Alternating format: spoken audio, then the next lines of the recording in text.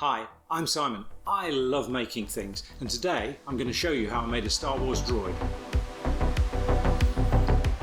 I've been making video games professionally for the past 4 decades, but that's not all I do. I also love to draw and paint and create in all sorts of ways, and some of my favourite projects are making replica costumes and props and even droids from the Star Wars galaxy.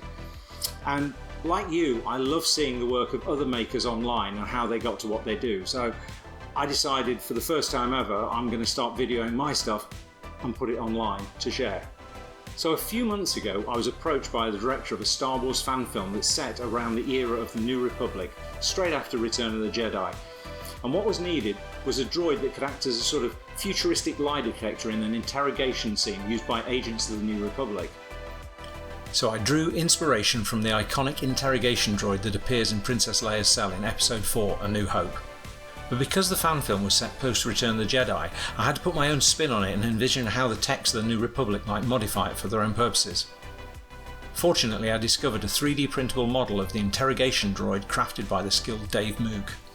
He's the mastermind behind the Droid Division store and Facebook group. And what's even more fantastic is this droid is exclusively sold on the Droid Builders UK website, with all the proceeds benefiting the Motor Neuron Disease charity. Dave's model provided a perfect starting point with its screen-accurate design and convenient features like mounting holes and a display base. However, I knew I needed to tweak some aspects to give the droid its own look, a new paint job, and switching out those menacing surgical implements with my own set of custom greeblies. So, armed with determination and a mountain of 3D printer filament, I dove headfirst into the build process. From hours of 3D printing to assembling the domes, painting them with resin and meticulously sanding and filling, each step was bringing me closer to bringing this droid to life. But as the weeks passed, I realised this journey was too cool not to share. So I decided to capture it all on camera, and so the video documenting this epic build was born. After numerous rounds of sanding and filling those domes, I reached the last leg of the process, applying small amounts of resin to smooth out even the tiniest imperfections, followed by wet sanding everything with the finest grit sandpaper. While waiting for everything to dry, I focused on crafting a new set of greeblies for the droid. Taking inspiration from the eye stalks on IG-88 in The Empire Strikes Back, I used Blender to create small domes and cylindrical shapes that would fit perfectly in place of the surgical implements. These were printed, given a rough sanding, coated with resin, and underwent several rounds of filling, sanding and priming. Before diving into painting the domes, I installed a couple of lightweight metal tubes into the lower dome using some custom 3D printed brackets. These tubes, cut from an old brush handle, were to serve as a platform to mount the electronics at the centre of the droid. The domes received a final coat of grey primer before being sprayed both inside and out with a cheap chrome spray paint. I made sure to paint the insides chrome to reflect as much of the light that's generated inside of the droid out. After allowing the chrome paint to cure for about a week, I applied a top coat of Alclad Aqua Gloss to seal it. This particular top coat is my go-to because it preserves most metallic finishes without dulling them, unlike many other options I've tried. The greeblies underwent several additional rounds of sanding with ultra-fine grit sandpaper before receiving a coat of high-gloss black spray paint. Next, I brought them into the workshop and airbrushed them with Alclad 2 metallic lacquers to get a truly authentic metal finish. As the body approached its final stages, with only the paint job and assembly left to tackle, I turned my attention to the inner workings of the droid. I began by designing the prototype version of the circular platform where the lights and electronics would be mounted. I 3D printed it and test fitted it on the metal tubes in the lower dome. The lower dome of the droid features a striking illuminated red eye and a rotating light that casts a glow around its perimeter. I opted to use a NeoPixel jewel for the red eye and 2 LED strips for the rotating light effect. The initial step involved making a small circuit board to supply power to the LEDs and route the data to control them from an Arduino Uno that would serve as the droid's brain. First, I tackled getting the NeoPixel jewel to work. Once that was successfully running, I added the LED strips extending the Arduino code to animate them. To check the appearance of the red eye, I improvised with a truck marker lens and some packing material to diffuse the light. This makeshift setup served as my backup plan if I couldn't get the 3D printed more screen accurate lens to achieve the desired effect. Given that the droid would play the role of a lie detector on set, I recognised the importance of controlling the colour and speed of the LED strips. They needed to shift from a slowly rotating white from the truth-telling moments of the scene to a fast, angry red when lies were detected. Reliability was key. So, instead of opting for a potentially unreliable Bluetooth or radio control system, I chose to develop a simple control box. This box would connect to the droid via a long wire, allowing me to manipulate the droid's responses just out of sight of the camera. The solution for the top of the dome was more straightforward. I mounted an Arduino Nano to a basic circuit board, wired up a set of pre-assembled red LEDs, and then programmed a simple sequence to flash them in a pleasing semi-randomised pattern. Next, I conducted a brief test using a prototype greebly and faux lenses crafted from glass cabochons to make sure I was heading in the right direction. With this, all the electronic components needed to control the droid's lighting were in place. The main body lights module, the remote control box connected via a long cable, and the flashing LEDs in the upper dome, all powered by a single 12-volt power supply. Next, I focused on making access to the interior of the droid as easy as possible while on set.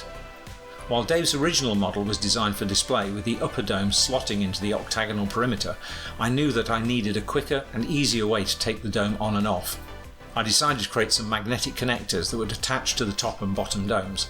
The magnets would ensure fast alignment every time, and the posts would help spread the weight of the heavy top dome around the base of the droid, which would take the strain off the fragile, transparent perimeter. These went through several rounds of refinement, and when it came to printing I chose a semi-transparent PLA using a diamond-like infill pattern. This would ensure that they would blend in with the diffusion pattern of the outer perimeter. Next, it was time to install the electronics into the droid. I created several custom enclosures to neatly group the electronic components into their respective modules. While doing this, I took the opportunity to include a soundboard and speaker.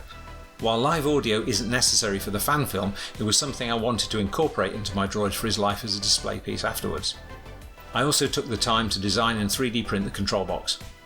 And, after numerous hours and plenty of hot glue, the internal components of my droid began to come together. Then it was on to installing a 3D printed mount onto the metal rods in the lower dome. I opted to attach the electronics platter with magnets for ease of maintenance. A quick assembly test to confirm the LEDs were aligned with a semi-transparent perimeter, and everything was in order. With everything set, it was time to dive into the paint job. I grabbed my masking tape and cardboard to get started. To ensure the interior of the droid remained reflective, I covered every hole with tape and sealed off the domes with cardboard. To simulate the effect of scratches and chips in the droid's paint, I used latex masking fluid, carefully applying it with a brush to select raised edges that would naturally receive wear. For example, on the underside of the lower dome where frequent landings might leave their mark. I paid close attention to making the marks appear as natural as possible, ensuring the scratches look random and avoiding the temptation to overdo them on every edge. Additionally, I intentionally placed one or two deliberate marks on clean areas, aiming to disrupt any symmetry or uniformity, as real-world wear and tear tends to be unpredictable like that. Instead of opting for the shiny gloss black reminiscent of the Empire in A New Hope, I chose to base my paint job on the colour scheme of Rogue One's K2SO. After some research, I decided the best match for K2 was Panzer Grey. I shook and heated up my rattle cans, and on a very cold January day took each piece outside in turn, sprayed it and then got it back into the warm as quickly as possible and left the paint to cure for several days. Days later I took everything back outside again and sprayed it all with a clear satin varnish to give the matte Panzer Grey a nice sheen. And after plenty of time for the top coat to cure, it was time to take off all the masking. Now, I normally find that it takes only a fingernail to lift off the latex masking, but on this droid that was proving much harder than I was used to. So I first tried a wooden cocktail stick to save my fingernails. Then, when that didn't work, I brought out the big guns, a very high grit sanding stick, and then a scrunched up ball of aluminium foil. Basically, anything that would get the job done. After that, I took a paper towel dipped in isopropyl alcohol and wiped over the entire droid to remove all the dust. A final check that everything looked correct before I began on the pinstriping. I'd chosen a warm orange pinstriping tape to match the K2SO inspiration and applied it, referencing the striping on the original Episode 4 droid. Even with the lines cut into the domes, applying the tape turned out to be much more fiddly and difficult than I'd expected. The tape failed to adhere, constantly wanted to lift up as I worked around the droid. I was determined not to be beaten and came up with a method of painting PVA craft glue into the slots on the droid and then applying the tape. Particularly troublesome pieces and overlaps received a top coat of PVA to guarantee they were staying in place. Then came the fun part, applying the stickers. My amazing daughter has her own photography and craft business, so I enlisted her help to get a set of colour matched vinyl stickers for the various dots and markings on the droid. One more quick test and everything was ready for the final assembly. Right, this is the point in the video where everything stops and somebody tries to sell you something or other, but I'm not interested in that. I just want to talk to you. Yeah, you behind the camera. I just want to say thank you for watching the video, and I just want to let you know that you're really special. There's nobody on the planet or in this whole galaxy that's just quite like you. And know that if you're having an awful time or going through something difficult, I've got faith that you're going to get through it. In fact, I know you've got the strength to get through it. But anyway, stay strong. I hope you're having a great day. And thanks for watching. I decided to use hot glue for most of the assembly of the droid. It's easy to use, strong enough to hold things together, but it will break before the droid does if things take a knock on set. And as well as being an insulator for the electronics, it's really easy to remove with a little isopropyl alcohol. So if I ever needed to modify, repair or disassemble the entire droid for a repaint, I can take a small brush dipped in isopropyl alcohol and rapidly remove the glue. Some gaffer tape doubly secured the focusing ring I'd 3D designed and the all-important red eye was complete. More hot glue secured the perimeter in place. This meant it was time to turn my attention to the custom greeblies in the top dome. These came together pretty quickly, more hot glue, wrangling of wires and some PVA glue to secure the glass cabochon lenses. The top dome's electronics module was installed and all of the wires wrapped and secured with velcro zip ties to make everything as neat as possible. You might think that this is the finished droid, but if you know Star Wars, you know the one thing that every droid needs before it can finally take its place in the galaxy far, far away. Dirt. So it was out to the workshop in my garage to get my droid filthy. I use a combination of Dirty Down weathering spray, that's a spray that's made specifically for applying the look of fake dirt to movie props, some scale model weathering powders and an array of acrylic paints. The first step is spraying on the Dirty Down. I randomly spray the various colours onto the droid and then quickly wipe back the excess.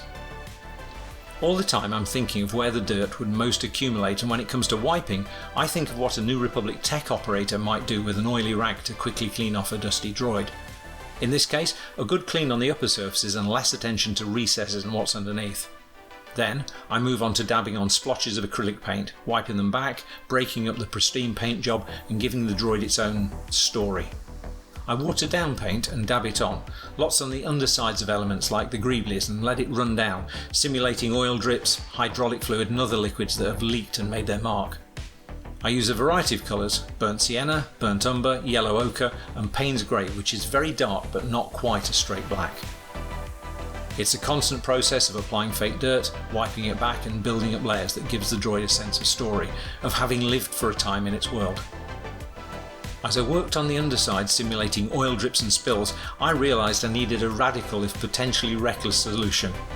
I lifted him carefully onto my workbench, weighed down his base as much as I could and very carefully applied more dirt. Thankfully nothing bad happened, and that enabled me to finish off the rest of the weathering on the low dome, allowing everything to finally dry before taking him down for this, the final reveal.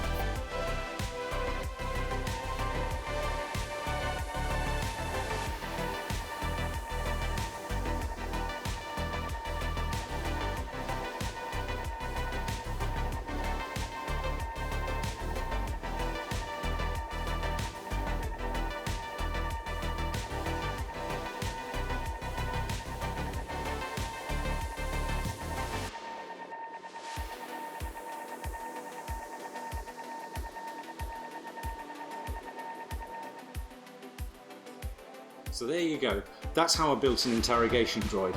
My next project is going to be building something cool to allow me to display my droid here in Droid Corner, because it's looking a bit blank back here. If you've got any questions about my build, please drop me a comment, I'll do my best to answer it. So that's it, thanks for watching and may the Force be with you.